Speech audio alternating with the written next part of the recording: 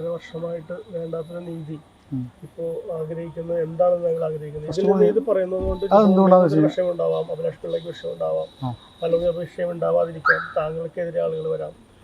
താങ്കൾക്ക് എന്താണ് ഇതിൽ നിന്ന് ഈ പറയുന്നത് നേട്ടോ അല്ലെങ്കിൽ അതിൻ്റെ എനിക്ക് കിട്ടാൻ അതൊന്നുമല്ല ചിന്തിക്കണത്. മീൻസ് എനിക്ക് എന്താ പറയുക, ഞാൻ ഒരുപാട് പേരത്ത് ഇപ്പോൾ കഥ പറയുന്നുണ്ട്.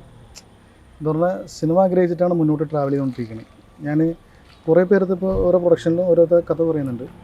അപ്പോൾ എനിക്ക് ഓരോ സിനിമകൾ അനൗൺസ് ചെയ്യുമ്പോൾ അല്ലെങ്കിൽ ചെയ്യുമ്പോൾ നമ്മുടെ ഇപ്പം ഞാൻ ഇപ്പോൾ നിങ്ങൾ 4 പേർ, ഇപ്പോൾ നിങ്ങൾ കുറച്ച് ആളുകളൂടെ ഉണ്ട്. അപ്പോൾ ഞാൻ നിങ്ങളുടെ അടുത്ത് വളരെ വളരെ ഓപ്പണായിട്ട് ഞാനൊരു കഥേൻ്റെ തീം പറയണം. കാരണം നിങ്ങൾ എന്നെ സപ്പോർട്ട് ചെയ്യുക, പ്രൊഡക്ഷനുണ്ട്, പ്രൊഡ്യൂസറുണ്ട് പറയുമ്പോൾ നമ്മൾ ട്രസ്റ്റ് ചെയ്ത് പോകുന്ന ഒരാൾ, നമുക്കൊരാളെ കണ്ണടച്ച് വിശ്വസിക്കുകയാണ്. കാരണം പുള്ളിയായിരിക്കും ചിലപ്പോൾ നമ്മൾ സഹായിക്കുക, അല്ലെങ്കിൽ പുള്ളിയായിരിക്കും നമ്മൾ ഹെൽപ്പ് ചെയ്യാൻ പോകണം. അപ്പോൾ അങ്ങനെ ഒരു തീം ഞാൻ നിങ്ങളുടെ അടുത്ത് പറയുന്ന സമയത്ത് നാളെ അത് പുള്ളിയെ ട്രസ്റ്റ് ചെയ്യണം. എൻ്റെ ഒരു 6 മാസം 7 മാസം അതിൽ പോകും. അങ്ങനെയാണ് എൻ്റെ പ്രശ്നങ്ങളൊക്കെ പോകുന്നത്. ഒരാളെ ഞാൻ ജെന്യൂനായിട്ട് വിശ്വസിക്കും, പുള്ളി എൻ്റെ അവിടെ പോയി കഥ പറയിപ്പിക്കണം. ലാസ്റ്റ് ആ പടം നടക്കില്ല, പിന്നെ അത് വിടും, ഡ്രോപ്പ് ആവും.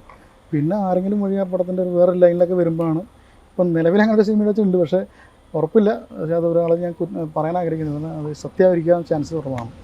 ഞാൻ പറഞ്ഞു, ഞാൻ ഒരു സ്റ്റോറി ഇപ്പോൾ അടുത്തൊരാളത് പറഞ്ഞിട്ടുണ്ടായിരുന്നു.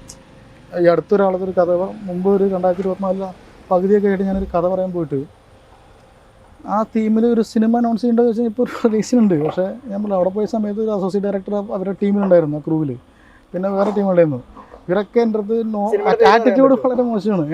സിനിമയുടെ പേര് ഞാൻ പറയുന്നില്ല. കാരണം ഞാനിപ്പോൾ വന്നത് ഇത് എൻ്റെ അറിയുന്ന സത്യാവസ്ഥ കാര്യം പറയാൻ ആഗ്രഹിക്കും. ഇറങ്ങിയ സിനിമയാണ്, ഇറങ്ങാൻ പോകുന്ന സിനിമയാണ്. പക്ഷെ അതൊന്നും പറയണ്ട. അല്ല, ഇപ്പോൾ അതിനിപ്പോൾ ഒരു 5 വർഷം കഴിഞ്ഞ് വന്ന് പറഞ്ഞിട്ട് കാര്യമില്ലല്ലോ. അതുകൊണ്ട് ഞാൻ ചോദിച്ചത്. സംശയം തോന്നാൻ കാരണം എന്താണ്? തീം ഫീൽ ചെയ്തു. തീം ഇറങ്ങിയിട്ടില്ലല്ലോ, പിന്നെ നിങ്ങൾ എങ്ങനെ അറിഞ്ഞു?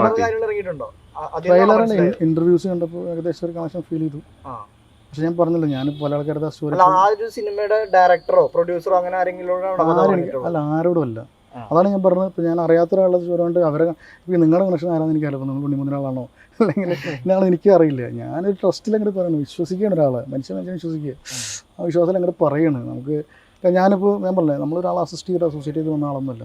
നമ്മളിതൊരു 8 വർഷമായിട്ട് ചെറുതാണെങ്കിലും ചെറിയ ലേണിംഗ് പ്രോസസ്സ്, സിനിമ അങ്ങനെ ചെയ്ത് മിസ്റ്റേക്സ് പഠിക്കണം.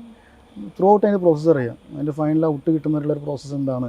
പിന്നെ ഞാൻ പറഞ്ഞല്ലോ, നമ്മുടെ എപ്പോഴും ഒരു സിനിമയുടെ വിജയം എന്ന് പറഞ്ഞു കഴിഞ്ഞാൽ അതിൻ്റെ ഒരു ടെക്നീഷ്യൻ ലെവലും ആർട്ടിസ്റ്റ് ലെവലും ഒക്കെ തന്നെയാണ് ഒരു പടത്തിൻ്റെ വലിയൊരു ഹൈപ്പിലേക്ക് സിനിമ മാറുക. ഇപ്പോൾ നമ്മൾക്ക് ചെറിയ ബഡ്ജറ്റിൽ സിനിമ പോകുമ്പോൾ ആർട്ടിസ്റ്റ് മാറുമ്പോൾ നമ്മുടെ സിനിമ ഒരു മൈൻഡ് ചെയ്യാതെ എല്ലാവരും അവസ്ഥ തന്നെയാണ്. ഇപ്പോൾ ഞാനും ഇപ്പോൾ എനിക്കൊരു ഞാൻ പറഞ്ഞല്ലോ, നമ്മൾ പഠിക്കുന്ന ഒരാളാണ്, സിനിമ പഠിക്കണം ചെയ്യണം.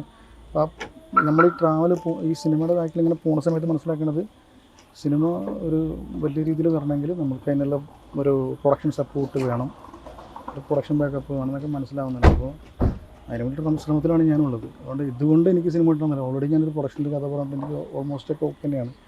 പക്ഷെ ഇനി ആ പുള്ളി ഇത് കഴിഞ്ഞ് വരുമ്പോൾ പുള്ളി ഇനി എനിക്കതറിയില്ല.